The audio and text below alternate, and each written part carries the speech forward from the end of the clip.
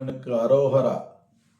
ஸ்ரீ காமாட்சி மண்டலி ட்ரஸ்டின் சார்பாக மேற்கு மாம்பலம் சங்கர மடத்தில் 108 நாட்கள் சத்ரு சம்ஹார சுப்பிரமணிய திரசதி ஹோமம் நடைபெறுகிறது.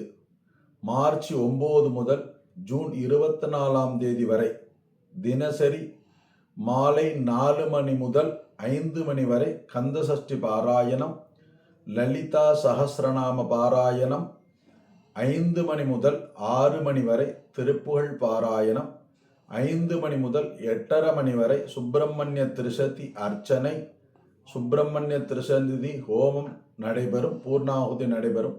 இவ்விழாவினை மார்ச் 9ஆம் தேதி 4:30 மணிக்கு பாலமுருகன் அடிமை ரத்னகிரி சுவாமிகள் மற்றும் சிவாக்ர தேசிக சுவாமிகள் ஈரோடு அவர்கள் மற்றும் பிஜேபி முன்னாள் மாநில தலைவர் அண்ணாமலை அவர்களும் வருகை தர உள்ளார்கள்.